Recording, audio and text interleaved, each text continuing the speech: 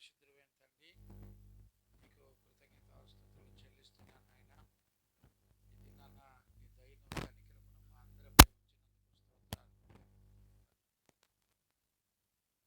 ఘనత కొరకై చర్యను మీరు జరిగిస్తూ మా ఎడల కృప చూపుతున్న తండ్రి, నీ పాదాలు మేము స్తుతిస్తున్నాను నాయన. ఈ రాత్రి నీ శక్తి కలిగిన వాక్కును పంపి విడుదలమైన మా ఎడల కృపను అనుగ్రహించి నడిపించినందుకు కృతజ్ఞతాస్తుతులు చెల్లిస్తూ యేసయ్య నిన్ను అడిగి పొంది ఉన్నాము తండ్రి, ఆమెన్. ప్రార్థన ఆలకించి కృపను అనుగ్రహించిన యేసయ్యకు స్తోత్రము చేయదమో. స్తోత్రం స్తోత్రం స్తోత్రం స్తోత్రం స్తోత్రం. తండ్రి కుమార పరిశుద్ధాత్మ దేవునికి స్తోత్రము చేయదమో. స్తోత్రం స్తోత్రం స్తోత్రం స్తోత్రం స్తోత్రం. ఆమెన్. రైట్, చూడన్నానా మనందరం కూడా మొదటి పేతురు పుస్తకాలు ధ్యానాలు మనం ఒక్కొక్క వచనాన్ని దేవుని సముఖంలో నేర్చుకుంటూ ఉన్నాము. మనం మొదటి పేతురు పత్రిక 3వ అధ్యాయంలో మనందరం కూడా 10 నుంచి 12 వచనాల వరకు గత కాలంలో నేర్చుకున్నాం. ఈ రోజున 13 నుంచి 17 వచనాల వరకు మనం నేర్చుకుందాం. ఆ మాటలు మనం చదువుకుందాం. మొదటి పేతురు పత్రిక 3వ అధ్యాయము 13వ వచనం నుండి 17 వరకు మనం చదువుకుందాం. మీరు మంచి విషయములలో ఆసక్తి గలవారైతే ఆసక్తి కలిగిన వారైతే మీకు హాని చేయువాడెవడు? మీకు హాని చేసేవాడెవడు? మీరు ఒకవేళ నీతి నిమిత్తము శ్రమపడినను మీరు ధన్యులే. వారి బెదిరింపునకు భయపడకుడి, కలవరపడకుడి. నిర్మలమైన మనస్సాక్షిని కలిగిన వారై మీలో ఉన్న నిరీక్షణను గూర్చి మిమ్మను హేతు అడుగు ప్రతి వానికిని సాత్వికముతోను భయముతోను సమాధానము చెప్పుటకు ఎల్లప్పుడూ సిద్ధముగా ఉండి మీ హృదయములయందు క్రీస్తును ప్రభువుగా ప్రతిష్ఠించుడి. అప్పుడు మీరు దేని విషయమై దుర్మార్గులని దూషించబడుదురో దాని విషయమై క్రీస్తునందు ఉన్న మీ సత్ప్రవర్తన మీద అపనింద వేయువారు సిగ్గుపడుదురు. దేవుని చిత్తమూలంగా ఉన్న ఎడల కీడు చేసి శ్రమపడుట కంటే మేలు చేసి శ్రమపడుటయే బహుమంచిది. Praise the Lord. దేవునికి మహిమ కలుగునుగాక. గమనించండి నాన్న. ప్రిన్సీ కూర్చో, కదలకుండా కూర్చో, సరి కూర్చో. కర్ర ఉన్నానా, సరి కూర్చో. హాస్పిటల్ వేసుకో, దెబ్బలు పడతాయి. రైట్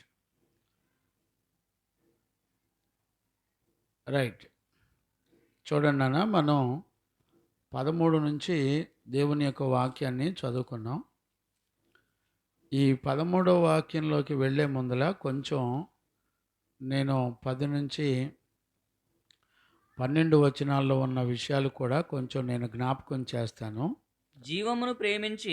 గమనించండి. జీవమును ప్రేమించి మంచి దినములు చూడగోరువారు చెడ్డదానిని పలకకుండా తన నాలుకను తన నాలుకను కపటపు మాటలు చెప్పకుండా కపటపు మాటలు చెప్పకుండా తన పెదవులను కాచుకొనవలెను. కాచుకొనవలెను. అతడు కీడు నుండి తొలగి కీడు నుండి తొలగి మేలు చేయవలెను. మేలు చేయవలెను. సమాధానమును వెదికి సమాధానమును వెతికి దాని వెంటాడవలెను. దానిని వెంటాడవలెను. ప్రభువు కన్నులు గమనించారా? ప్రభు యొక్క కన్నులు నీతిమంతుల మీదను, నీతిమంతుల మీదను, ఆయన చెవులు వారి ప్రార్థన వల వైపునను వారి ప్రార్థనల వైపునను ఉన్నవి గాని ప్రభువు ముఖము కీడు చేయు వారికి విరోధముగానున్నది. చాలు. ఇక్కడ చాలా చిన్న చిన్న విషయాలే అన్నట్టుగానే ఉంటాయి.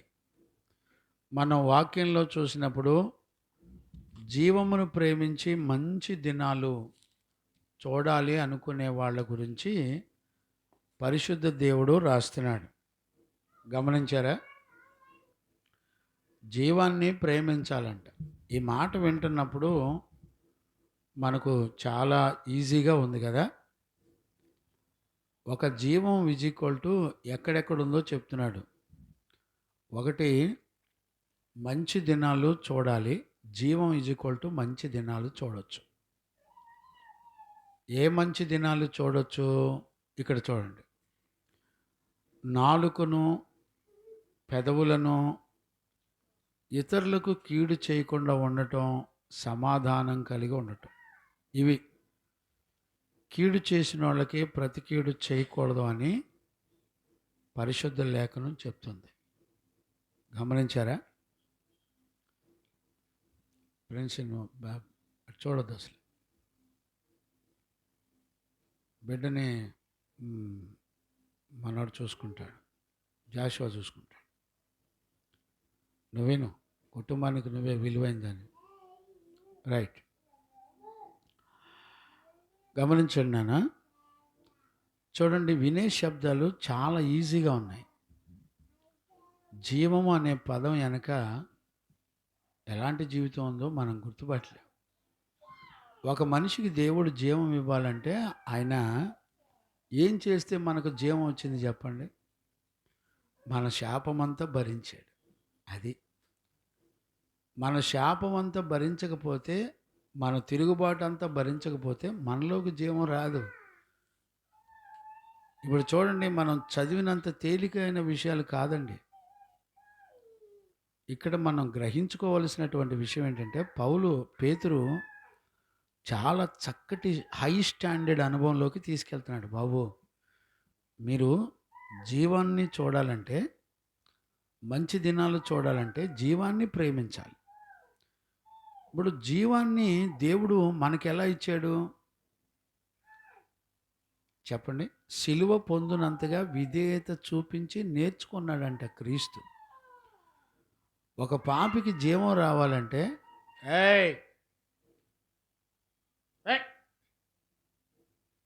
దెబ్బలు పడతాయి. మళ్ళీ ఒక పాపికి జీవాన్ని ఇవ్వాలంటే దేవుడు ఏం చేయాల్సి వచ్చింది చెప్పండి? కొంచెం మనం ఆలోచించకపోతే భక్తి నేర్చుకోలేం. దేవుడు కోరుకున్న భక్తిని నేర్చుకోవడానికి పరిశుద్ధులు చక్కగా చూపించారు దారి. బాబు, జీవాన్ని ప్రేమించాలి. ప్రేమించేది మనందరం కూడా శ్రేష్టమైన వాటిని, మంచి వాటిని ప్రేమిస్తాం.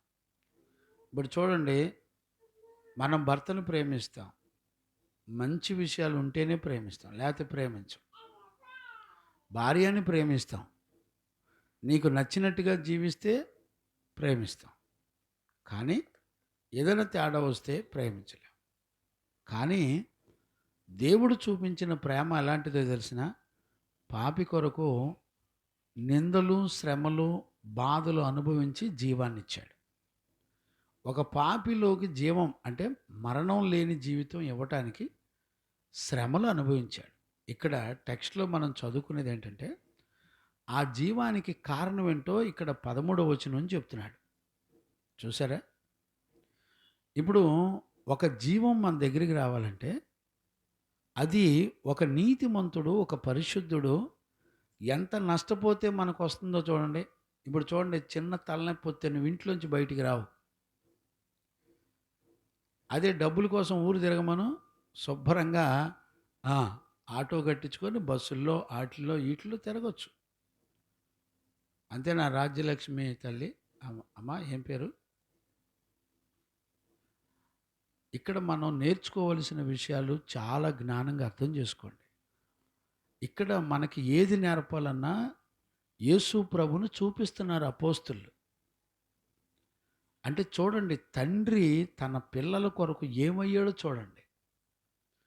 ఇప్పుడు నేనేమంటానంటే, ఇక్కడ మనందరం చేరాం కదా, ఇప్పుడు మన కనులకు ఎవరు ప్రత్యక్షపరచబడుతున్నారు? పరిశుద్ధులు ఎవరిని చూపించారు సంఘంలో? క్రీస్తుని చూపించాడు. ఇప్పుడు నీ తండ్రి ఏమో ఎంత కష్టపడ్డాడు, ఆయన పిల్లలు అని చెప్పుకునే మనం మన ఆత్మను రక్షించుకొని జీవాన్ని సంపాదించుకోవడానికి తండ్రి పడిన కష్టం మనం ఎందుకు పడం? అంటే నీకు మాదిరి, నీకు అర్థం కావట్లా. భక్తి అంటే నీకు నచ్చితే చేసేది కాదు భక్తి. నీ కష్టాల్లోనూ శ్రమల్లోనూ పోరాటాల్లోనూ నువ్వు చేయడానికి ఈ లోకంలో ఒక్కటి కూడా నీకు సహకరించదు. ఎవరు దాకెందుకు? నీ శరీరమే ఒప్పుకోదు. అదే నీ శరీరం లోక సంబంధమైన వాటి కొరకు చూడు, ఎంత చక్కగా ఫాలో అవుతుందో. చాలా చక్కగా ఫాలో అవుద్ది, కష్టపడిద్ది. ప్రభు అంటాడు, ఆయన నోటితో చెప్పిన మాట, అయ్యారా మీరందరూ క్షయమైపోయే వాటి కొరకు కష్టపడొద్దు. చూడండి, కష్టం తీసుకెళ్ళి దేనికి అప్పగిస్తున్నాం అంటే క్షయమైపోయే వాటి కొరకు అప్పగిస్తున్నాం. ఇసాకయ్య వింటున్నావా? క్షయమైపోయే జ్ఞానం, క్షయమైపోయే ఆస్తి, క్షయమైపోయే వస్తువులు, వాటి కొరకు రేయింబగలు కష్టపడుతున్నాం. దేవుడు అంటాడు, నానా నీ తండ్రిని చూడు, నీ ప్రభువుని చూడు. ఎక్కడ ఉండాల్సినోడు ఆయన? పరలోకంలో దేవదూతల ఎదుట నిత్యానిత్యము స్తుతించబడుతూ గడుపుతున్నటువంటి మహాపరిశుద్ధుడు ఆయన. ఆయన విడిచిపెట్టకూడని భాగ్యమని ఎంచుకోకుండా అన్ని పెంటతో సమానంగా ఎంచుకొని ఆయన మన మధ్యలోకి, పాపులందరి మధ్యలోకి వచ్చి తృణీకరించబడి గమనించారా? ఎండిపోతూ తృణీకరించబడి మనకు జీవాన్ని ఇవ్వడానికి ఆయన కష్టపడ్డాడు. ఈ రోజున దుర్బోధలు ఎలాగుంటాయి అంటే, నువ్వు దేవుని సన్నిధికి రా, నువ్వు దీవించబడతావు, నువ్వు హ్యాపీగా ఉంటావు. ఏమండి, హ్యాపీ ఇది కాదు, దేవుని చిత్తం చేస్తే హ్యాపీ. బైబిల్లో ఏమనుందంటే, మాసిదోనియా సంఘం శ్రమలలో ఆనందించిందంట. Praise the lord. వా, ఎంత శ్రేష్టమైన మాటలండి. మనకన్నీ కలిసి వస్తే ఆనందిస్తాం, మనకు సొంత ఇల్లు ఉంటే ఆనందిస్తాం, మనకు కలిగినవి అన్నీ అనుకూలంగా వస్తే ఆనందిస్తాం. కృపరాజయ్య, నీకు ఉద్యోగం వస్తే ఆనందిస్తావు, మంచి భార్య ఎర్రతోలు వస్తే నువ్వు ఆనందిస్తావు. కానీ పరిశుద్ధులు ఏం నేర్పారు తెలిసిన? శ్రమలలో ఆనందించడం నేర్పారు. ఇదంట జీవము అంటాడు. ఒక జీవం ఎలాగుంటుంది ఈ రోజున ఎవరికి అర్థం కావట్లేదండి. దుర్బోధలు విపరీతమైపోయినాయి. ఫ్రెండ్సే, నా కర్ర తీసుకొచ్చి పెట్టండి. ఇక్కడ దుర్బోధలు ఎక్కువైపోయినాయి. గమనించారా? దేవునికి మహిమ కలుగునగాక. Praise the Lord. హల్లెలూయా. గమనించారా? ఒక తండ్రిగా మీరు ఆలోచించండి. నానా, దేవుని చట్టం ఒక చక్కటి మార్గాన్ని చూపించింది. ఆ మార్గం ఎలాంటి జీవాన్ని ఇస్తాడో తెలిసిన? ఆయన జీవాన్ని ఇచ్చినటువంటి మార్గంలో శ్రమలు ఉన్నాయి, నిందలు ఉన్నాయి, బాధలు ఉన్నాయి. అబద్ధముగా చెడ్డ మాటలు పలికారు, చాలా శ్రమ పెట్టారు. ఇక్కడ 13 నుంచి చదివితే, మీరు మంచి విషయాలలో ఆసక్తి కలిగిన వారైతే మీకు హాని చేసేవాడు ఎవడున్నాడు? ఒకవేళ నీతి నిమిత్తము శ్రమ పడినను మీరు ధన్యులే. చూసారా? దేని కొరకంట? నీతి ఏం చేస్తుంది?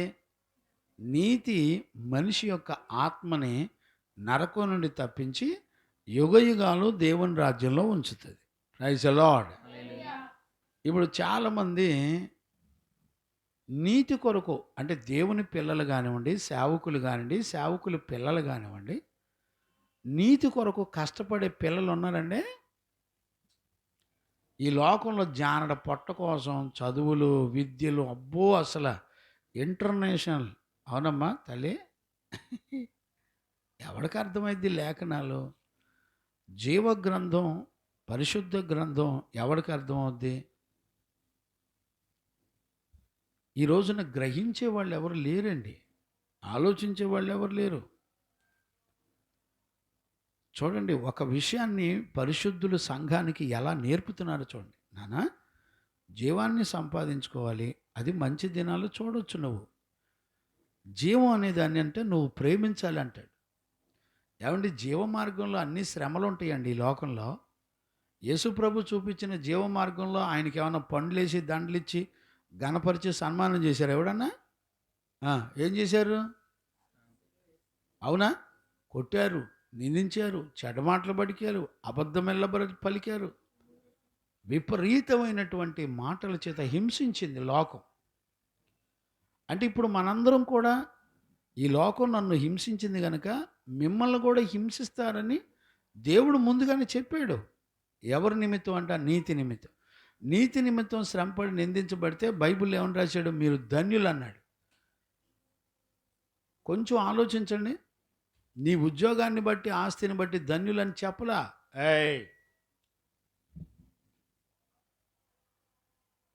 గమనించారా? ధన్యులని చెప్పలా. ఎప్పుడు కూడా ఈ లోకం దేవుని యొక్క పరలోక రాజ్యానికి విరోధమైంది. ఇప్పుడు నువ్వు దేవుని చిత్తం చేస్తానంటే లోకం ఎందుకు ఊరుకుంటుంది? మిమ్మల్ని విపరీతంగా దూషిస్తుంది, హింసిస్తుంది, బాధ పెడుతుంది. గమనించారా? వాక్యం వింటున్న దేవుని పిల్లరా, ఖచ్చితంగా గుర్తుపట్టండి. అందుకని దేవుడు అంటాడు, నీతి నిమిత్తమై మీరు శ్రమ పడినప్పుడు మీరు ధన్యులవుతారు. ఈ మాట మనం అర్థం చేసుకోవడానికి ఎంత సామర్థ్యం కావాలి? శ్రమని నువ్వెక్కడ చూస్తావు? ధన్యకరమైన శ్రమని ఎక్కడ చూస్తావు నువ్వు? యేసుక్రీస్తులో కనపడుద్ది. Praise the Lord. ఒక ధన్యకరమైన శ్రమ క్రీస్తులో నుంచి చూడాలా. గుర్తుపట్టారా? నేను ఒక దైవజనుడిగా మిమ్మల్ని బ్రతిమలాడుకున్నాను, కొంచెం ఆలోచించండి. నీతి నిమిత్తమైన శ్రమ వేరు, మన పాపాన్ని బట్టి వచ్చేటువంటి శ్రమ వేరు. నీతి నిమిత్తమైన శ్రమ అది ధన్యకరమైన జీవితంలో తీసుకెళ్తుంది. ఇప్పుడు నువ్వు ఎక్కడికి వచ్చావు? ఆయన వాక్యము నీతి కలిగింది. నీతి గల దేవుని మాట బయలుదేరును అని రాయబడి ఉంది హెబ్రీ పత్రికలో. గమనించారా? నీతి గల దేవుని నోటి మాట బయలుదేరుతున్నప్పుడు మనందరం కూడా గుర్తుపట్టాలి. గమనించారా నాన్న? దేవునికి మహిమ కలుగునగాక. Praise the Lord. కనుక ఖచ్చితంగా గుర్తుపట్టండి, ఆయన జీవము గల నీతి గల నోటి మాట బయలుదేరింది, ఇప్పుడు మనతో మాట్లాడుతుంది. ఆ నీతి గల మాట మనకు చెప్పే విషయాలు ఏంటి? ఏం చెప్తుంది? బాబు, జీవాన్ని మీరు ప్రేమించాలి. ఏంటండి ప్రేమించాలంట? ఏమండి, శ్రమలను ప్రేమించాలంటే ఎవడన్నా నమ్మేవాడు ఉన్నాడా? వాక్యము నిమిత్తం నువ్వు నిందించబడాలంటే ఎవడన్నా నమ్మేవాడు ఉన్నాడా? ఏం బోధలు ఇవాళ రోజున? ఎలాంటి బోధలు? తీయటి మాటలు చెప్పేవాళ్ళు ఎక్కువైపోయారు. నీకు అసలు శ్రమ రాదమ్మా, ప్రార్థన చేస్తే పోద్దమ్మా. దేవుడు అంటాడు, మీరు శ్రమ పడితే ఆ శ్రమనంట ప్రేమించాలంట. ఏంటండి? ప్రేమించినోడు ఏం చేస్తాడు? జాషువా ఎన్ని త్యాగాలైనా చేసి ప్రేమించిన దాన్ని కొరకు అవసరమైతే ప్రాణమైనా పెడతాడు. మరి మనం ఏం చేస్తున్నాం?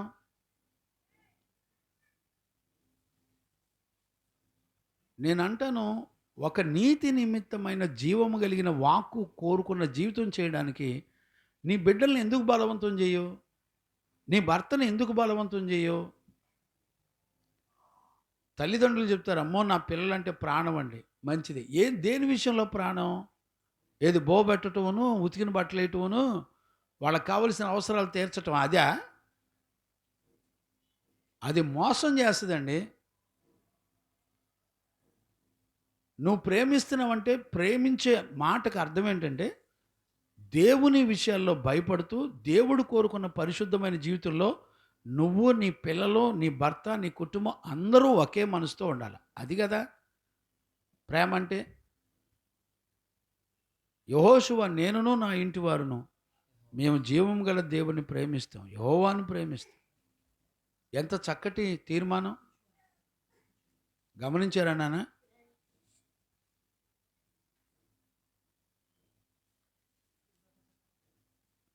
నాన్న నువ్వు వదిలే, నేను చెప్తాను, నువ్వు వదిలే, ప్రశాంతంగా వాక్యం విను.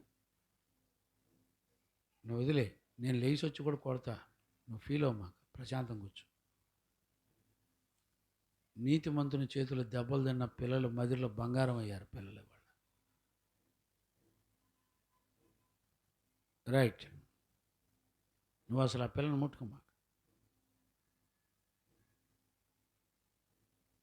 రైట్, ఇక్కడ గమనించండి నాన్న, పరిశుద్ధుడైన దేవుడు మాట్లాడుతున్నటువంటి విషయాలు మనం చాలా జాగ్రత్తగా గమనించాలి. ఆ మాటలు గుర్తుపట్టాలి. ఒకవేళ జీవాన్ని ప్రేమించాల్సి వస్తే, ఇప్పుడు ఈ మాట మనల్ని అడిగితే మన మనసు సమ్మతిస్తుందండి? జీవం నిమిత్తమై శ్రమపడాలి, క్రీస్తులాగా శ్రమపడాలంటే ఒప్పుకుంటుందా మన శరీరం? మరి ఏం నేర్చుకుంటున్నాం మనం దేవుని సన్నిధికి వచ్చి? ఏం అర్థమవుద్ది? ఏం అర్థమైంది చెప్పండి? కొంచెం ఆలోచించండి. అందుకనే ఈరోజు రాత్రి కొంచెం జ్ఞానంగా మనం ఆలోచించి ఒక నిర్ణయంలోకి రావాలి. ఇప్పుడు అక్కడ చెప్పిన జీవం విషయంలో, ప్రేమించే విషయంలో ఆయన చెప్పింది ఏంటంటే, మన నోటి మాట, నాలుక, పెదవులు కీడు చేయకుండా ఉండడం, సమాధానాన్ని వెంటాడటం, ఇవి ఉన్నాయండి. ఇవి వినటానికి చాలా సింపుల్గా ఉన్నాయి. చెడ్డ మాటలు పలకుండా నీ నోటిని, నాలుకని, కపటమైన మాటలు పలకుండా, అవునా? పెదవులను కీడు నుండి తొలగిపోయి మేలు చేయండి, సమాధానాన్ని వెతికి వెంటాడండి. ఎంత ఈజీగా ఉన్నాయి. కానీ ఈ గుణాలు సంపాదించడానికి, ఈ గుణాలు మనకివ్వడానికి దేవుని యేసుక్రీస్తు రక్తమాంసాల్లో ఆయన ఎన్ని శ్రమలు అనుభవించాడు? ఒక నీతి ఎన్ని శ్రమలు అనుభవిస్తే ఈ జీవితం వస్తుంది? ఇప్పుడు మనం కూడా అన్ని శ్రమల గుండా ప్రయాణం చేస్తూ నశించిపోతున్న వాళ్ళని కాపాడే దేవుని నీతి కలిగిన జీవితాన్ని ఇతరులకు చూపించాలి. ఇదే క్రీస్తునందు మనం ఆయనను పోలి నడిచేటువంటి జీవితం అంటే ఇదే. అది పౌలు కోరుకున్నాడు. గమనించారా? నేను క్రీస్తునందు నేనున్నాను, నేనేమై ఉన్నాను అది క్రీస్తు వల్ల అయి ఉన్నానని చెప్పేశాడు. ఇప్పుడు ప్రేమించిన మనసుతో క్రీస్తును ప్రేమించే మనసు, ఈరోజు నీకు ఆశీర్వాదాలను బట్టి క్రీస్తును ప్రేమిస్తావు, కానీ శ్రమలను బట్టి క్రీస్తును ప్రేమించే వాళ్ళు ఉన్నారండి? శ్రమల వలన మనము యేసుక్రీస్తులాగా సంపూర్ణులమై దేవుని రాజ్యంలో ఉంటామని నమ్మేవాళ్ళు ఎవరుంటారండి చెప్పండి? ఇప్పుడు వాక్యాన్ని నువ్వు అనుసరించడానికి, ఇప్పుడు చూడండి, నీకు ఒంట్లో బాగాలేదు, నువ్వు లేచి, లేకపోతే మా హెప్సిబాకు ఒంట్లో బాగాలేదు, లెగుస్తుంది. ఇప్పుడు జాషువా అంటాడు, అమ్మ నీకు బాగాలేదుగా, రెస్ట్ తీసుకో అంటాడు. కానీ మా హెప్సిబా తల్లి ఏమనాలి? అయ్యా బాగున్నా బాగోపోయినా నా దేవుని సముఖంలో నాకు కావలసిన జీవం దొరుకుతుంది. ప్రైజ్ ది లార్డ్, హల్లెలూయా. జీవం దొరుకుతుంది నాకు. ఆ జీవం నాకు కావలసిన ఆరోగ్యం ఇస్తుంది, నన్ను స్వస్థపరుస్తుంది. చూసారా? మన అనారోగ్య పరిస్థితుల కంటే కూడా జీవం అనేది మన ప్రాణాత్మ శరీరములకు మించి ఉండేది. గమనించారా? మించి ఉండేది. దేవునికి మహిమ కలుగును గాక. Praise the Lord. మన ప్రభు అయిన యేసయ్యకు మహిమ కలుగును గాక. Praise the Lord. దయచేసి గుర్తుపట్టండి. ఇప్పుడు పౌలు ఎన్ని శ్రమల్లో ఉన్నాడో చూడండి. 2 కొరింథీ పుస్తకంలో 11వ అధ్యాయం, 2 కొరింథీ 11వ అధ్యాయం 23 నుంచి చదవండి నాన్న. 2 కొరింథీ 11వ అధ్యాయం 23 నుంచి మనం చదువుకోవచ్చు. వారు క్రీస్తు పరిచారకుల ఆ, వెర్రివాని వలె మాట్లాడుచున్నాను. నేను వెర్రివారి వలె మాట్లాడుతున్నాను. నేనును మరి ఎక్కువగా క్రీస్తు పరిచారకుడను మరీ విశేషముగా ప్రయాసపడి తిని మరియు అనేక పర్యాయాలు చెరసాలలో ఉంటిని. చెరసాల ఏంటండి? చెరసాల అనేక పర్యాయాలు అంట. ఒకటిసారి కాదు, 2 సార్లు కాదు, 3 సార్లు కాదు, ఎన్నోసార్లు. ఎందుకు చెరసాలలో ఉన్నాడో తెలిసిన? సువార్త నిమిత్తము నేను చెరసాలలో ఉంటిని అని రాయబడి ఉంది. 2వ తిమోతి పుస్తకం 1వ అధ్యాయంలోన 2వ తిమోతి 2:8 అనుకుంటాను. చూడండి నాన్న. అమ్మా, ఆ 2:8 చదువు నాన్న. నా సువార్త ప్రకారము దావీదు సంతానములో పుట్టి మృతులలో నుండి లేచిన యేసుక్రీస్తును జ్ఞాపకం చేసుకొనుము. నేను నేరస్తుడనై ఉన్నట్టు, చూసారా? నేను నేరస్తుడనై ఉన్నట్టు ఆ సువార్త విషయమై సంకెళ్లతో బంధింపబడి శ్రమపడుచున్నాను. వింటున్నారండి? సువార్తలో ఉన్న ఆ సత్యాన్ని ప్రకటిస్తుంటేనంట అనేక మంది పట్టుకొని వెళ్ళి కొట్టి జైల్లో పడేస్తున్నారంటండి. ఇప్పుడు జైల్లోకి ఎందుకు వెళ్తున్నాడు పౌలు? సువార్త నిమిత్తమైన శ్రమ. ఎందుకు శ్రమ కలుగుతుంది? సువార్తను నమ్మితే నువ్వు నిత్య జీవంలోకి వెళ్తావు. జీవాన్ని ప్రేమిస్తే నీకు మంచి దినాలు ఉంటాయి. గమనించారా? అందుకనే పరిశుద్ధులు సత్యవాక్యమును బోధించి దాని ద్వారా వచ్చిన శ్రమలు అనుభవించారు. ఈ రోజున నువ్వు సత్యవాక్యం దగ్గరకు నువ్వు ఎందుకు రావు? సత్యవాక్యాన్ని నీ బిడ్డలు ప్రేమించకుండా, దేవుని సన్నిధికి రాకుండా, నీ పిల్లలు సత్యవాక్య విషయంలో నీకు భిన్నంగా ఉండి శరీర సంబంధమైన విషయాల్లో, తిని తాగే విషయాల్లో ప్రేమ చూపిస్తే అది నిజమైన ప్రేమ అంటారా? చచ్చిన తర్వాత నీ పిల్లలు నరకంలో ఉంటారు. సత్యాన్ని ప్రేమించిన నువ్వేమో పరలోకంలో ఉంటావు. సంబంధాలు ఏమైనా ఉన్నాయండి అసలు? అంటే నువ్వు కన్నది ఎవరినో తెలిసిన? శరీర సంబంధమైన పిల్లల్ని కన్నావు. ఇలాంటి ప్రేమలన్నీ వేస్ట్ అండి. ఇవన్నీ తినటానికి, తాగటానికి, ఒకళ్ళనొకళ్ళు చూసుకొని దేవుడు నిన్ను దీవించాడు అనుకోవటానికి, ఎచ్చులుగా అనుకోవటానికి, ఒకరినొకరు గర్వించడానికి తప్ప మీ పిచ్చి ప్రేమలు ఒక్కటి కూడా ఒరిజినల్ కాదు. ఒరిజినల్ ఏముందంటే, నేను నా కుటుంబం అంతా కూడా నీతి నిమిత్తం, అంటే వాక్యము నిమిత్తమై శ్రమలలో సంపూర్ణం చేయబడి దేవుని యొక్క రాజ్యానికి నేను సిద్ధపడాలి. అది కదా రూటు. ఈ రోజున మనకి ఈ విషయాలు చెప్తే మనకు అర్థం కాదు. ఇప్పుడు శరీరానికి తిండి పెట్టి కావలసిన విషయాలు నేర్పి, ఇప్పుడు నేను అంటాను, ప్రిన్సి తల్లి ఉందయ్యా, ప్రిన్సి తల్లి మట్టు పట్టుకుంటుంది, నువ్వు ఊరుకుంటావా?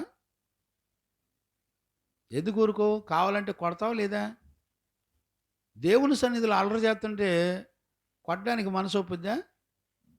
పర్వాలేదులే, అల్లరి చేయొచ్చు, అవునా? ఇప్పుడు ఒక జాగ్రత్త దైవజనుడు చెప్పాడు అనుకో, దానికి నొచ్చుకునే వాళ్ళు ఎక్కువైపోతున్నారు.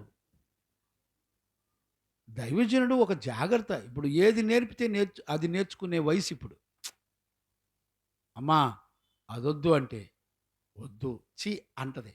చిచి మట్టి ముట్టుకుంటే చిచి వద్దు బిడ్డ అనగానే ఆ పిల్ల కూడా గుర్తుపట్టి చిచి అంటది. దేవుని మందిరంలో ఎలా కూర్చోవాలో నేర్పాలి. అలా కూర్చోబెట్టేసేయాలి, కదలనీయకూడదు. ఒకసారి 2 సార్లు అల్లరి ఎక్కువ చేస్తుంది, తర్వాత ఆటోమేటిక్గా సెట్ అయి కూర్చుంటుంది. పరిశుద్ధ జీవితంలో పాలు పంపులు దేవునికి భయపడే విషయంలో పిల్లలు, తల్లిదండ్రులు అందరూ ఏక మనసుతో కూర్చోవాలి.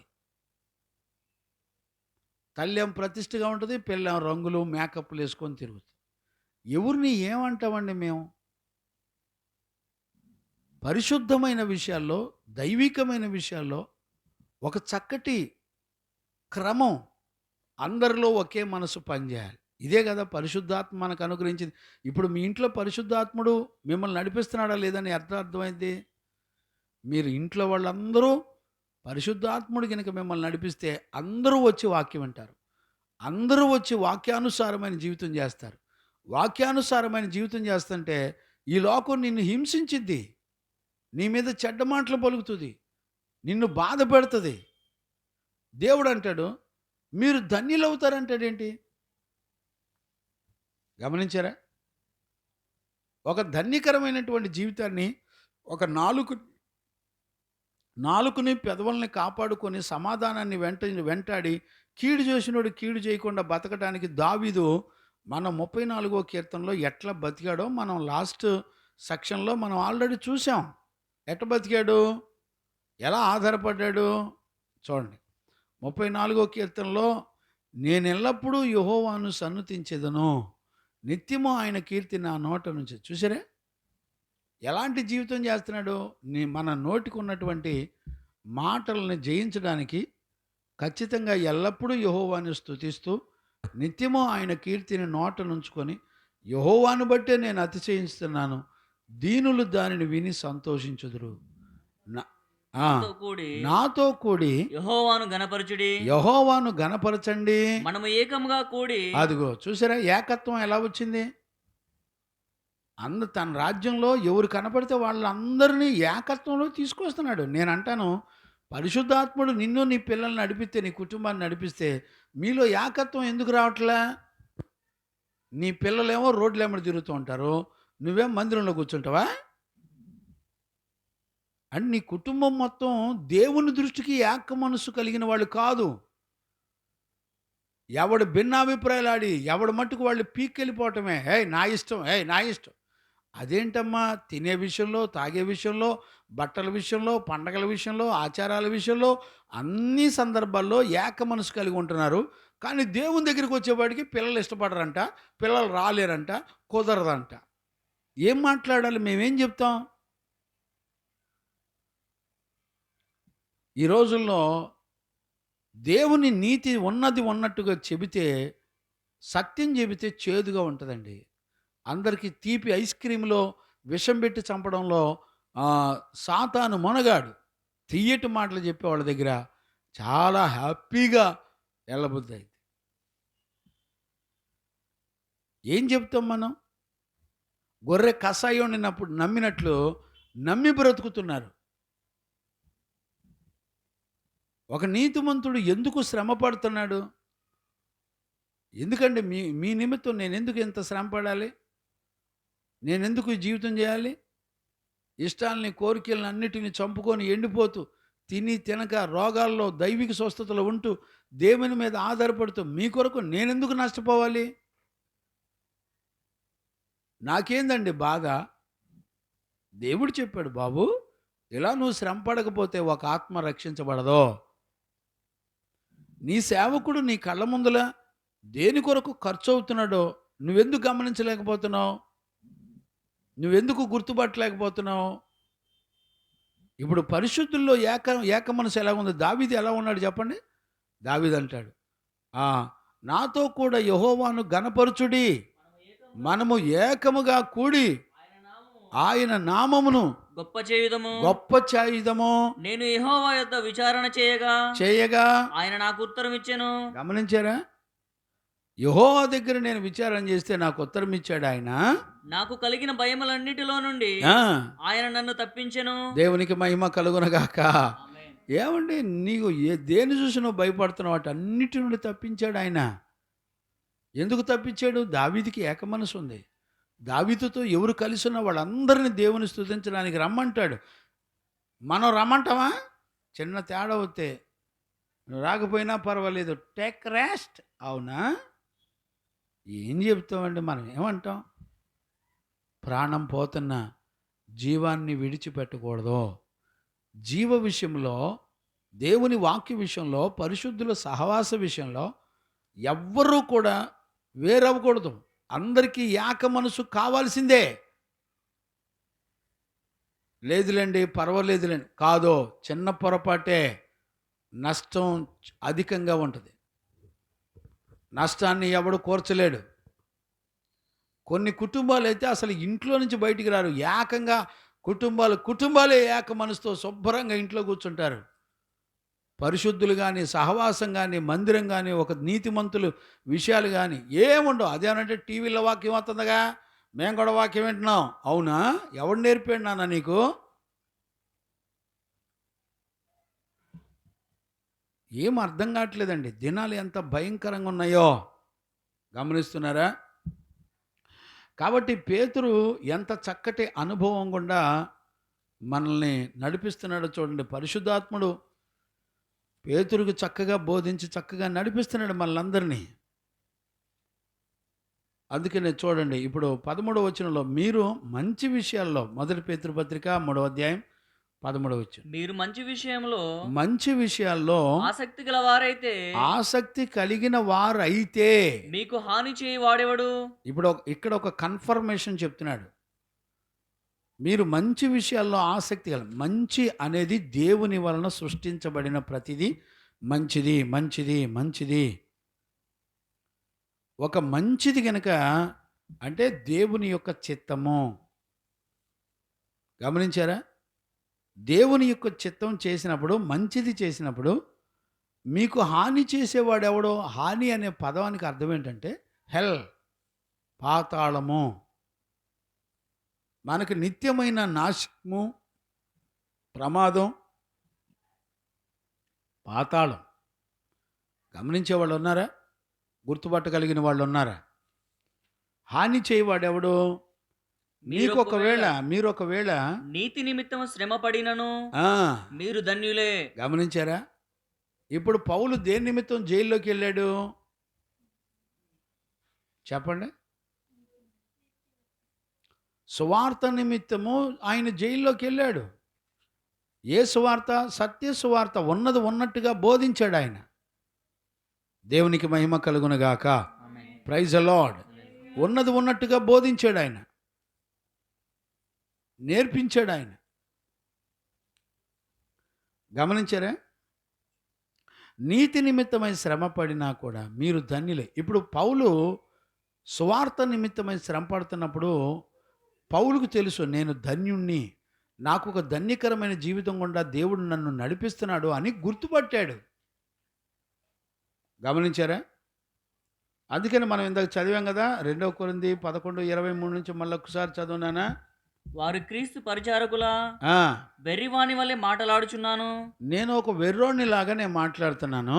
నేను మరీ ఎక్కువగా క్రీస్తు పరిచారకుడను. నేను కూడా ఎక్కువగా క్రీస్తు యొక్క పరిచారకుడను. నేను మరీ విశేషంగా ప్రయాసపడితిని. చూసారా? మరి విశేషంగా నేను ప్రయాసపడ్డాను. మరి అనేక పర్యాయములు చెరసాలలో ఉంటిని, అపరిమితముగా దెబ్బలు తింటిని. గమనించారా? అపరిమితముగా దెబ్బలు తిన్నాడంటండి. అనేక మార్లు ప్రాణాపాయములలో ఉంటిని. ప్రాణాపాయాలలో ఉన్నాను నేను. యూదుల చేత 5 మారులు ఒకటి తక్కువ 40 దెబ్బలు తింటిని. ఒకటి తక్కువ 40 దెబ్బలు తిన్నారంటండి. ముమ్మారు బెత్తములతో. ఒక దెబ్బ కొడితే, ఆ బెత్తంతో కొడితేనంటే తోలు ఊడొచ్చేస్తుంది. ముమ్మారు బెత్తములతో కొట్టబడి తిని. ఒకసారి రాళ్లతో కూడా కొట్టబడి తిని. ముమ్మారు ఓడ పగిలి శ్రమ పడి శ్రమపడి ఒక రాత్రింబగళ్ళు ఒక రాత్రింబవళ్ళు సముద్రంలో గడిపి తిని అనేక పర్యాయములు ప్రయాణములలోను నదుల వలనైనను ఆపదలలోను దొంగల వలనైన ఆపదలలోను నా స్వజనుల వలనైన ఆపదలలోను అన్యజనుల వలనైన ఆపదలలోను పట్టణములో ఆపదలలోను అరణ్యములో ఆపదలలోను సముద్రములో ఆపదలలోను కపట సహోదరుల వలన గమనించారా? కపట సహోదరుల వలనే ఆపదలలోను ఉంటిని. గమనించారా? ఇంకా అనేక, ఒకటి కాదు రెండు కాదు, ఇంకా యేసు ప్రభు చెప్పిన మాట వింటే మీరు ఆశ్చర్యం కలుగుతుంది. చూడండి ఆ మాట, మత్తయి సువార్త 5వ అధ్యాయం 10వ వచనం నుంచి చదువునానా? మత్తయి సువార్త 5వ అధ్యాయం 10వ వచనం నుంచి చదువునానా? నీతి నిమిత్తము హింసింపబడువారు. ఇప్పుడు చూసారా? నీతి నిమిత్తము యేసు ప్రభు ఏది చెప్పాడో ఇక్కడ పేతురు కూడా సంఘానికి అదే టెక్స్ట్ చెప్తున్నాడు, అదే విషయాన్ని చెప్తున్నాడు. బాబు, నీతి నిమిత్తం శ్రమపడ్డారా? మీరు ధన్యులే. ఇప్పుడు నీతి అనేది యేసుక్రీస్తులో చూపించాడు, ఆయన రక్తమాంసాల్లో నీతిని చూపించాడు. నీతి అనేది దేవుని యొక్క చిత్తం, దేవుని యొక్క సంకల్పం. ఇప్పుడు తన కుమారుడు ఒక ఆత్మను రక్షించడానికి ఈ లోకంలో బహుశ్రమలను అనుభవించి, శిలువ శ్రమలు అనుభవించి పరలోకానికి వెళ్ళాలి. గమనించారా? శిలువ శ్రమలు అనుభవించి పరలోకానికి మనల్ని చేర్చగలడు. దాని కొరకు దేవుని చిత్తానికి అప్పగించుకొని వచ్చాడు. ఇప్పుడు నీతి నిమిత్తమైన శ్రమ అంటే ఏంటి? ఇప్పుడు దైవజనుడు నిన్ను గద్దిస్తాడు, నీతి విషయంలో శిక్ష చేస్తాడు. అమ్మా, వాక్యానుసారంగా మనం ఇలాగ ఉండాలి నేర్పుతాడు. గమనించారా? అది దాన్నే దేవుని చిత్తం అంటారు, నీతి నిమిత్తమైన శ్రమ. గమనించారా? నీతి నిమిత్తమైన శ్రమ చాలా భయంకరమైనది, గుర్తుపట్టండి. దేవునికి మహిమ కలుగునగాక. Praise the Lord. అందుకని పౌలు ఇప్పుడు పేతురు కూడా చాలా సందర్భాల్లో చెప్తాడు. ఇక్కడ చూడండి నాన్న, పేతురు పత్రికలోనే 2వ అధ్యాయం 12వ వచనం చదవండి. 2వ అధ్యాయం 12వ వచనం. అన్యజనులు మిమ్మను ఏ విషయాలలో దుర్మార్గులని దూషింతురో. చూసారా? అన్యజనులంట దుర్మార్గులని దూషిస్తారంట. కారణం ఏంటి? యేసుక్రీస్తు అంటే వాళ్ళు ఒప్పుకోరు. యేసుక్రీస్తుని అన్యజనులు ఒప్పుకోరు. వాళ్ళు క్రీస్తు నిమిత్తమై మనల్ని ఏమంటారంటే దుర్మార్గులు అని అంటారంట. దుర్మార్గులను దూషింతురు. ఆ విషయంలో వారు మీ సత్క్రియలను చూచి, అంటే సత్క్రియలు అంటే ఏంటి? దేవుడు సిద్ధపరిచిన క్రియలు. దేవుడు సిద్ధపరిచిన క్రియలో ఏముంటుంది? ఓర్పు ఉంటుంది, తగ్గింపు ఉంటుంది. అందుకని ఇక్కడ 1 పేతురు పత్రిక 3వ అధ్యాయం 9వ వచనంలో ఏమంటాడు? మీరు ఆశీర్వాదమునకు వారసులొకటి మీరు పిలువబడితే గనుక కీడుకు ప్రతి కీడైనను దూషణకు ప్రతి దూషణ అయినను చేయక దీవించుడి. అదిగో దీవించండి. ఇప్పుడు ఇవే సత్క్రియలు అంటే, దేవుడు సిద్ధపరిచిన సత్క్రియలు అంటే ఇవే. కొట్టునన్ను కొట్టగా, నిన్ను హింసించునన్ను దూషించక, ఖచ్చితంగా నువ్వు చేయవలసిన పని ఏంటంటే వాళ్ళను దీవించాలంట. ఏమండి? మనమైతేనే ఆడు చస్తే బాగుండని కోరుకునే రకం. మనల్ని ఎవడు బాధపడుతున్నాడు వాడు త్వరగా ఊడి రాలిపోయి మన కంటికి కనపడకుండా ఉంటే బాగుండని అనిపిస్తుంది. కానీ దేవుని యొక్క జీవమును ప్రేమించే జీవితంలో ఏముందో తెలిసినా, నువ్వు ఆశీర్వాదకరంగా ఉండడానికి దేవుడు నిన్ను పిలిచాడు. కీడుకు ప్రతి కీడు చేయకుండా. ఇదే అన్ని జనుల మధ్య ఇక్కడ 12వ వచనంలో కూడా చెప్పింది. సత్క్రియలు చూచి మీరు మీ సత్క్రియలు చూడాలి. మీరు మీ సత్క్రియలు చూడాలి. గమనించారా? మీరు మీ సత్క్రియలు చూడండి. ఆ సత్క్రియలు ఎవరయ్యి? దేవుని సత్క్రియ నిన్నెందుకు పిలిచింది? ఇతరులకు ఆశీర్వాదకరంగా ఉండాలి. అంటే ఇతరులకు ఆశీర్వాదకరం అంటే ఏంటి? నిన్ను హింసించిన వాడిని దీవించడానికే దేవుడు నిన్ను ఎన్నిక చేసుకున్నాడు. దేవునికి మహిమ కలుగునగాక. Praise the Lord. అది కదా దేవుడు కోరుకున్న జీవ సంబంధమైన ప్రేమ. ఇలాంటి జీవితాన్ని ప్రేమించాలి. నీ శత్రువుల్ని, నిన్ను బాధ పెట్టే వాళ్ళ కొరకు ప్రార్థన చేసి ఓర్చుకొని వాళ్ళను దీవించాలంట. ఇదే మనకు దేవుడిచ్చిన ఆశీర్వాదం అంట. ఏమంటే ఈ ఆశీర్వాదాన్ని ఎవడైనా సంపాదించుకునేవాళ్ళు ఉన్నారా? ఈ జీవితం నాకు కావాలంటే, ఈ శ్రమ వలన వచ్చినటువంటి ఆశీర్వాదం కావాలంటే నిన్ను తిట్టేవాడు ఉండాలా, నిన్ను దూషించేవాడు ఉండాలా, నిన్ను ఎగతాళి చేసేవాడు ఉండాలా, నిన్ను కామెంట్ చేసేవాడు ఉండాలా, ఎన్నో రకాలుగా నిన్ను హింసించేవాడు ఉండాలి. అప్పుడు వాటన్నిటిని సహించుకోవడం అనేది దేవుడు నీకు ఇచ్చిన ఆశీర్వాదం. ఆ ఆశీర్వాదం ఇతరులను దీవించిద్దంట. ఏమంటే గుర్తుపట్టగలుగుతున్నారా? అందుకని మీ సత్క్రియలు చూసి వాటిని బట్టి దర్శన దినమందు అంటే ప్రభు యొక్క రాకడలో దేవుని మహిమపరచునట్లు వారి మధ్య మంచి ప్రవర్తన గలవారై ఉండవలనని మిమ్మల్ని బతిమాలు కొనుచున్నాను. 1 పేతురు పత్రిక 2:12 చదివాను నేను. ఇప్పుడు దేవుని మహిమపరచునట్లు వారి మధ్యను మంచి ప్రవర్తన గలవారై ఉండవలనని మిమ్మల్ని బతిమాలు కొనుచున్నాను. గమనించారా? నిజంగా పేతురు ఈ విషయాలు చెప్పడం నేను చాలా ఆశ్చర్యపోయానండి. ఈరోజు నేను ధ్యానం చేస్తున్నప్పుడు నాకు ఈ టెక్స్ట్ చూస్తున్నప్పుడు చాలా వండర్ అనిపించింది. అతి గంభీరమైనటువంటి విషయాలు పరిశుద్ధాత్ముడు రాయిస్తున్న విషయాలను మనం గమనించవచ్చు. దేవునికి మహిమ కలుగును గాక. Praise the Lord. హల్లెలూయా. ఇక్కడ 3వ అధ్యాయంలో 14లో కూడా ఏమంటాడు చూడండి. 1 పేతురు పత్రిక 3:14. మీరొకవేళ నీతి నిమిత్తము శ్రమ పడినను మీరు ధన్యులే. వారి బెదిరింపులకు భయపడమాకండి, కలవరపడమాకండి. నిర్మలమైన మనసాక్షి కలిగిన వారై. గమనించారా? వాళ్ళు బెదిరిస్తారు, మీరేం బెదరమాకండి. వాళ్ళు బెదిరిస్తారు, వాళ్ళు అలానే బెదిరిస్తారు. వాళ్ళు ఏమంటారంటే నువ్వు సువార్త ప్రకటించొద్దు, ఇలాంటివి చేస్తే మేము ఊరుకోం, బెదిరిస్తారు వాళ్ళు. దేవుడు అంటాడు మీరేం బెదరక్కర్లేదు. Praise the lord. బెదిరించే వాళ్ళకి బెదరాల్సిన అవసరం మనకేం ఉండదు. దేవునికి మహిమ కలుగును గాక. వారి బెదిరింపులకు భయపడకుడి, కలవరపడమాకండి. నిర్మలమైన మనస్సాక్షి కలిగిన వారై. ఇప్పుడు చూడండి, నిర్మలమైన మనస్సాక్షి కలిగిన వారై మీలో ఉన్న నిరీక్షణను గూర్చి. ఇప్పుడు చూడండి, నిర్మలమైన మనస్సాక్షి అంటే ఏంటి? ఇంకే దర్శనట్టు వస్తుంది. నిర్మలమైన మనస్సాక్షి అంటే ఏంటి? నిర్మలమైన అంటే స్వచ్ఛమైన, మచ్చ డాగు కళంకులు లేకుండా. అమ్మ కర్ర ఎక్కడుంది? ఏం కాదు. దేవునికి మహిమ కలుగును గాక. గమనించారా నాన్న? ఖచ్చితంగా గుర్తుపట్టాలి. నిర్మలమైన మనస్సాక్షి కలిగిన వారే మీలో ఉన్న నిరీక్షణను గురించి. అంటే నిరీక్షణ అనేది దేని గురించి తెలియజేస్తే, నిరీక్షణ అనేది అదృశ్యమైన వాటిని మనకు ప్రత్యక్షపరుస్తుంది. అంటే దేవుడు కనపడో దాన్ని నమ్మేటట్టు నడిపిస్తుంది. గమనించారా? పరలోకం కనపడదు, కానీ పరలోక సంబంధమైన విషయాలు నమ్మి విశ్వాసంతో నడిచే భాగ్యాన్ని దేవుడిస్తాడు. గమనించారా? నిరీక్షణను బట్టి, నిరీక్షణను గూర్చి మిమ్మల్ని హేతు అడుగు ప్రతి వానికిని.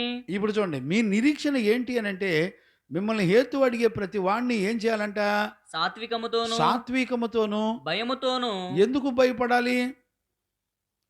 గమనించారా? ఎందుకు భయపడాలి?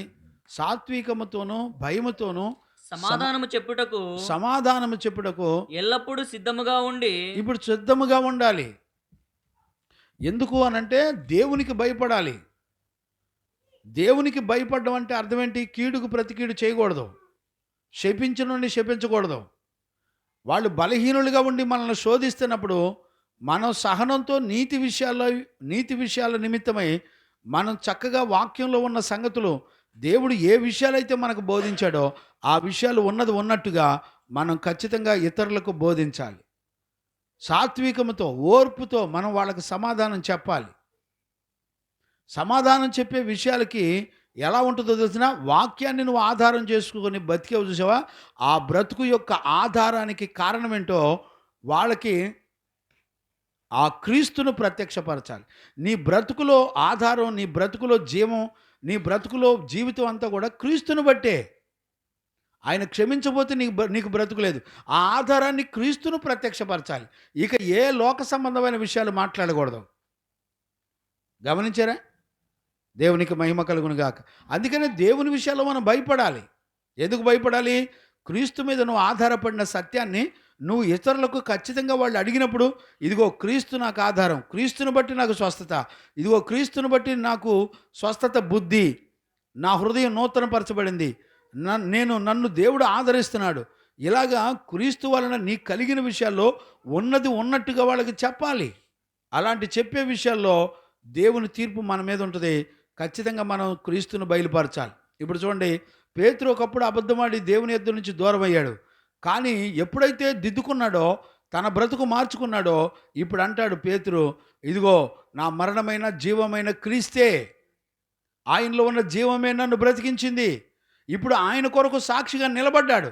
అది దేన్ని బట్టి అంటే దేవుని యందు భయము అనేటువంటి సత్యాన్ని మనం చూడొచ్చు. దేవునికి మహిమ కలుగును గాక. Amen. Praise the Lord. Hallelujah. Hallelujah. అందుకనే మత్తయి సువార్తలో మనం 10వ వచనం నుంచి కంటిన్యూ చేయగలిగితే అక్కడ నీతి నిమిత్తం నీతి నీతి నిమిత్తము ఆ. హింసింపబడువారు హింస కలిగిద్దంట. హింస అంటే అర్థం ఏంటి? నిన్ను కొట్టడానికి కారణాలు ఏముండవు, నిన్ను తిట్టడానికి కారణాలు ఏముండవు, గమనించారా?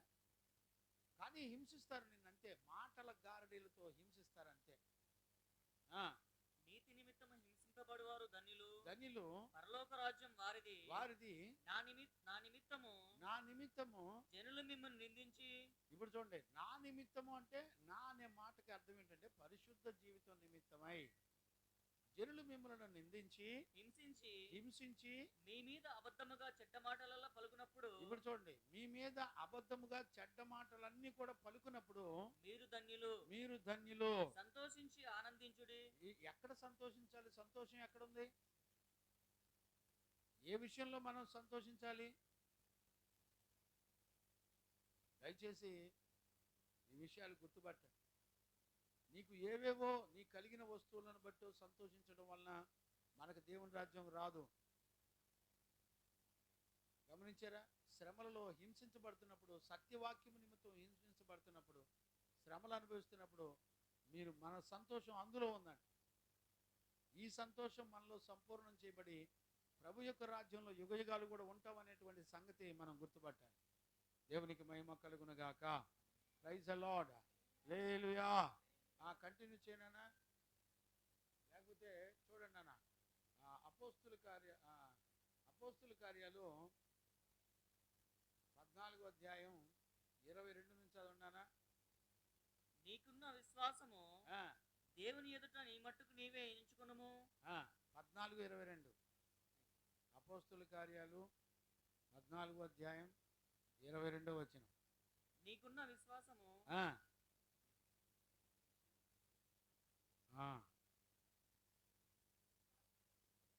శిష్యుల మనస్సులను దృఢపరిచి విశ్వాసమందు నిలకడగా ఉండవలెనని అనేక శ్రమలను అనుభవించి. ఇప్పుడు చూడండి, అనేక శ్రమలను అనుభవించి మనము దేవుని రాజ్యంలో ప్రవేశింపవలెనని. అదిగో, అనేక శ్రమలు అనుభవించకుండా నువ్వు దేవుని రాజ్యంలోకి వెళ్ళటం ఇంపాసిబుల్. గమనించారా? శ్రమలు లేకుండా మనం దేవుని రాజ్యాన్ని స్వతంత్రించుకోవడం అనేది చాలా కష్టం. అది కుదరదు. దేవునికి మహిమ కలుగును గాక. Praise the Lord. ఒక పరిశుద్ధుడు దేవుని దగ్గర ట్రైనింగ్ అయినటువంటి ఒక అపోస్తలుడు చెప్తున్నటువంటి ఆత్మచేత బోధిస్తున్నటువంటి సంగతులు ఈ రోజుల్లో ఎవరికి అర్థమవుతున్నాయి? వాక్యము నిమిత్తం నీకు ఏ శ్రమ కలగట్లేదంటే ఖచ్చితంగా నువ్వు మోసపోతున్నావు అని అర్థం. వాక్యానుసారమైన జీవితం చేస్తే తన భార్య తన భర్తను ద్వేషిస్తుంది, భర్త తన భార్యను ద్వేషిస్తుంది, పిల్లలు తల్లిదండ్రులను ద్వేషిస్తారు, తల్లిదండ్రులు పిల్లలను ద్వేషిస్తారు. వాక్యం ఖచ్చితంగా చెప్తుంది. నేను భూమండలం మీదకి సమాధానం ఇవ్వడానికి రాలేదు, కానీ అగ్నివేయవచ్చి తిని. మీలో అనేక మంది ఒకళ్ళకి ఇద్దరు వేరై ఉంటారు, ఇద్దరికి ముగ్గురు వేరై ఉంటారు. ఖచ్చితంగా చెప్పాడు యేసు ప్రభు. తన నోటితో చెప్పిన మాట నమ్మేవాళ్ళు ఎవరు లేరు. అంటే నీకు ఇంట్లో నీకు అంత అనుకూలంగా ఉందంటే దాని అర్థం ఏంటి? గుర్తుపట్టండి.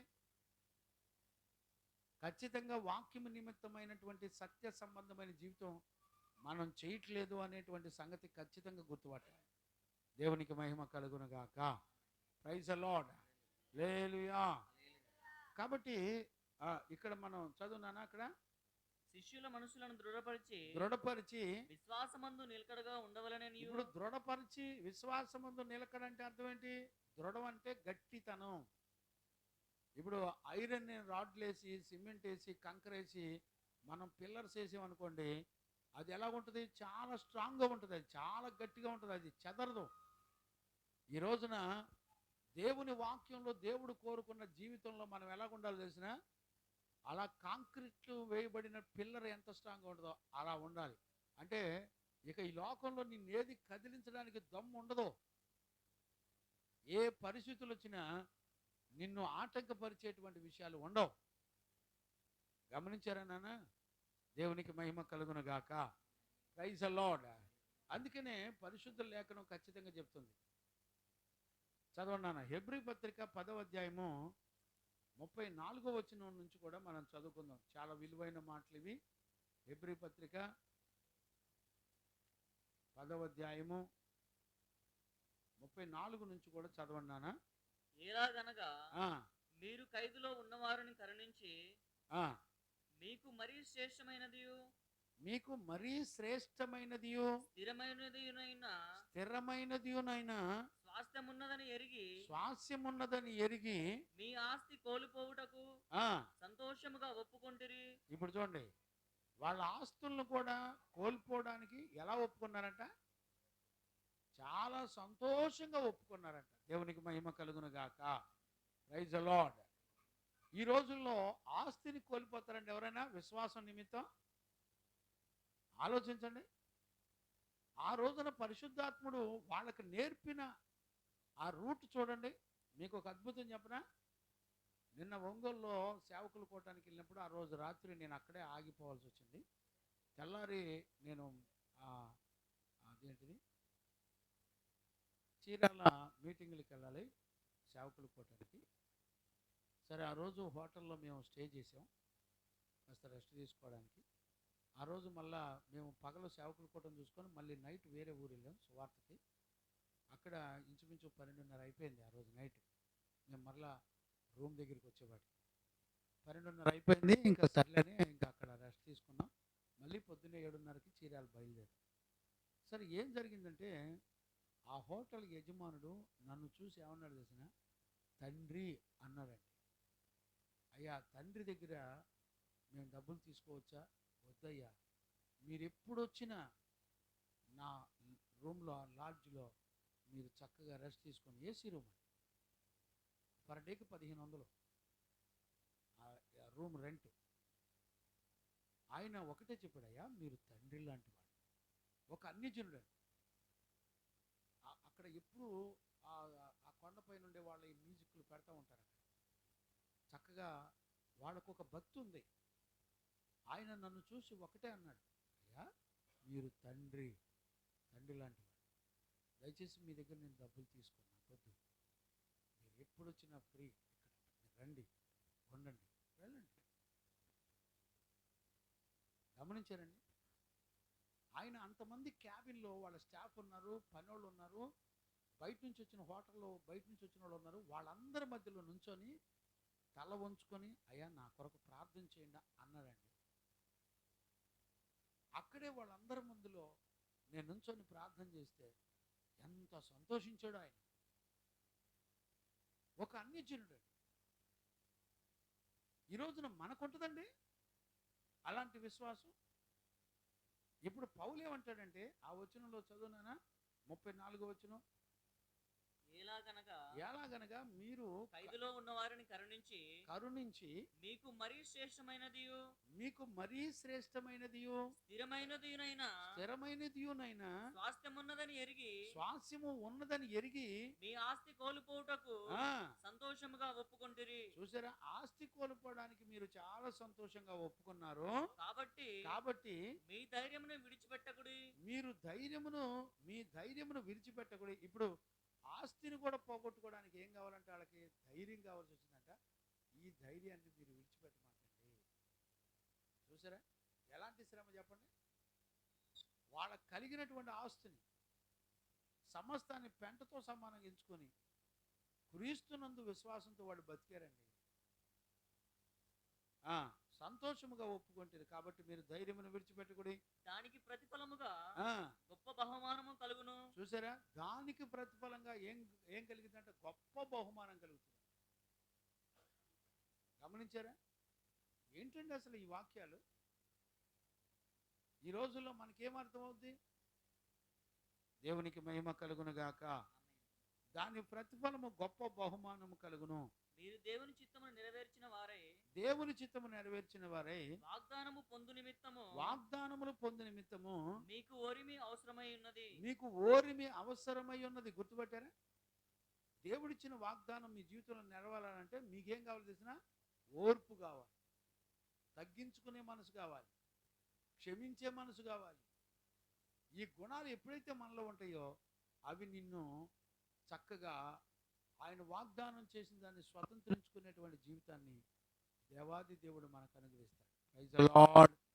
హల్లెలూయా, హల్లెలూయా. దేవునికి మహిమ కలుగును గాక. Praise the lord. గమనిస్తున్నాను నాన్న. కాబట్టి ఈ రాత్రి వేళలో మనందరం కూడా ఖచ్చితంగా గుర్తుపట్టాలి. దేవునికి మహిమ కలుగును గాక. 12 మంది శిష్యులను కూడా యేసయ్య పంపించేటప్పుడు ఆయన ఏం చెప్పి పంపించాడు చూడండి. ఆ మాటలు 10వ అధ్యాయం మత్తయి సువార్త 10వ అధ్యాయము 16 నుంచి చదవన్నానా, లేకపోతే 16, 17, 18 చదవండి. నేను ఇదిగో ఇదిగో తోడేళ్ల మధ్యకు గొర్రెలను పంపినట్టు తోడేళ్ల మధ్యలోకి గొర్రెలను పంపించినట్లు నేను మిమ్మల్ని పంపించుచున్నాను. నేను మిమ్మల్ని పంపిస్తున్నాను. గనుక పాముల వలె వివేకులను పాముల వలె వివేకులను పావురముల వలె నిష్కపటులనై ఉండుడి. నిష్కపులై ఉండండి. మనుషులను గూర్చి జాగ్రత్త పడుడి. ఇప్పుడు చూడండి, ఎవరి గురించి చెప్తున్నాడు? మనుషులను గురించి మీరు జాగ్రత్త పడండి. వారు మిమ్మల్ని మహాసభలకు అప్పగించి మహాసభలకు అప్పగించి తమ సమాజ మందిరములలో మిమ్మల్ని కొరడాలతో కొట్టిందురు. చూసారా, మనుషులు ఏం చేస్తారు? మిమ్మల్ని కొరడాలు తీసుకొని కొట్టిస్తారంట. మిమ్మల్ని సమాజ మందిరాలకు అప్పగిస్తారంట. వీరికి అన్యజనులకును ఆ, సాక్షార్థమై ఆ. నా నిమిత్తం మీరు అధిపతుల యొద్దకును చూడండి, నా నిమిత్తము మీరు అధిపతుల యొద్దకును రాజుల యొద్దకును మీరు తేబడతారు. చూసారా, ఎక్కడెక్కడ తీసుకెళ్ళిపోతారు వాళ్ళు? ఎవరిని పడితే వాళ్ళని పిలిపించి అరెస్ట్ చేయించేస్తారు అంతే. ఈ రోజున జరుగుతున్నటువంటి విషయాలు అవే.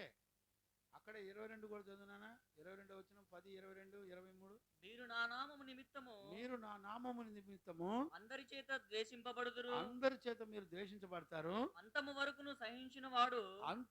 సహించిన వాడు రక్షింపబడతారు. చూసారా, సహనం అనేది మనకు రక్షణకు గుర్తు, మనం రక్షించబడడానికి గుర్తు. గమనించారా? నా నామం నిమిత్తం మీకు అనేక హింసలు కలుగుతాయి. 28 కూడా చదువునానా, ఆత్మను చంపనేరక దేహమునే చంపు వారికి భయపడకుడి గాని ఈ శరీరాన్ని చంపేవాడికి అసలు మీరు భయపడద్దు. మరి ఆత్మను దేహాన్ని కూడా నరకములో నశింపజేయగల వానికి మిక్కిలి భయపడుడి. దేవునికి మహిమ కలుగును గాక. Praise the Lord. చివరిగా ఒక మాట చెప్పి నేను ముగిస్తాను. లూకాసు వార్త 6:22 కూడా చదువునానా. లూకాసు వార్త 6వ అధ్యాయం 22వ వచనం. మనుష్య కుమారుని నిమిత్తము మనుషులు మిమ్మల్ని ద్వేషించి, ఇప్పుడు చూడండి, యేసుక్రీస్తుని బట్టి మనుషులు నిన్ను ద్వేషించి వెలివేసి నిందించి మీ పేరు చెడ్డదని కొట్టివేయబడినప్పుడు మీరు ధన్యులు. ఆ దినమందు మీరు సంతోషించి గంతులు వేయండి. ఇదిగో మీ ఫలము పరలోకమందు, గమనించారా? మీ ఫలము పరలోకమందు గొప్పదయ్యుండును. వారి పితరులు, గమనించారా? చాలు. వాళ్ళ పితరులు ఏం చేశారు తెలిసిన?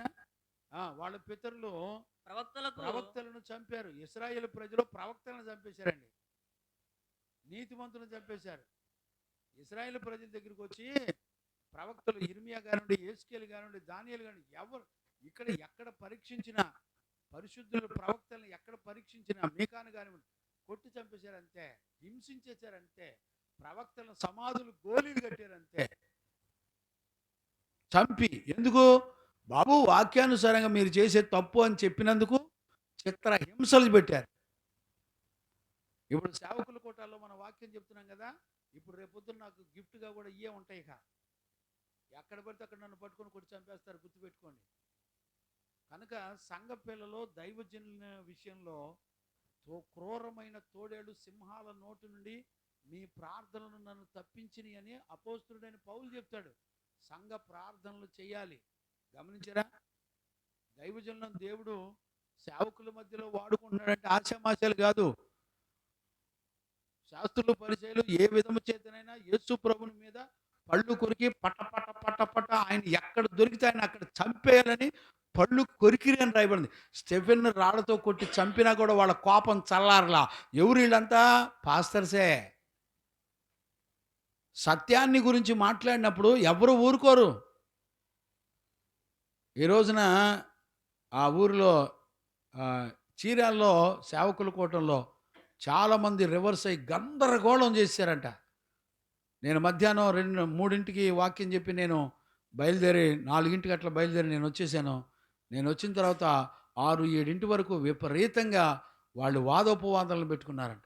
కొంతమంది నా పక్షంగా, కొంతమంది కాదు అసలు ఆయన చెప్పేదంతా తప్పు అని కొంతమంది. గమనించారా? అందులో నుంచి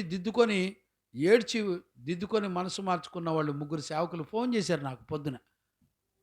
చూడండి, వాక్యం ఒకటే, ఉపదేశం ఒకటే, కానీ అందులో దిద్దుకొని సరి చేసుకున్న వాళ్ళు కొంతమంది, సరి చేసుకోకుండా తిరుగుబాటు చేసిన వాళ్ళు కొంతమంది.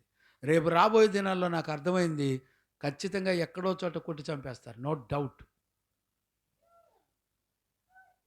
ఆ రోజున అపోస్తుల కాలంలో మొదటి శతాబ్దంలో ఎలాంటి పరిస్థితులు జరిగినాయో సత్యాన్ని చెప్పినప్పుడు ఖచ్చితంగా ఈ లోక అజ్ఞానులు ఖచ్చితంగా కొట్టి చంపేస్తారు, నో డౌట్ ఎట్ ఆల్. నేను ప్రభువుని బ్రతిమలాడుకుంటున్నాను, అయ్యా నువ్వు కృపని. Praise the Lord. దేవునికి మహిమ కలుగునుగాక. Praise the lord.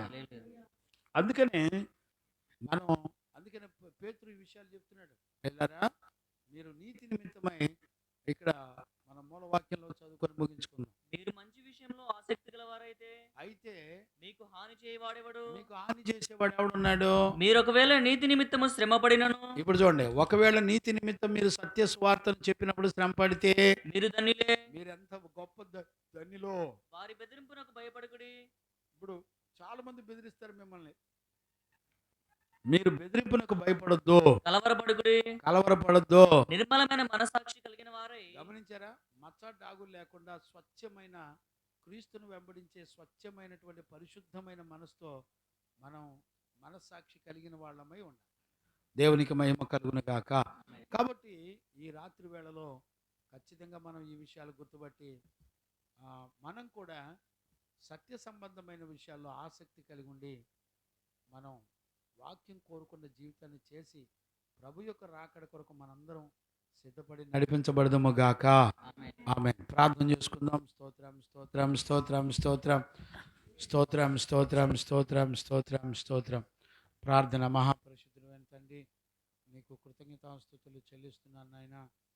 నీ నామ ఘనత కొరకై మమ్మల్ని అందరినీ నీ వాక్కును పంపి మమ్మల్ని అందరినీ బాగు చేస్తూ వచ్చావు.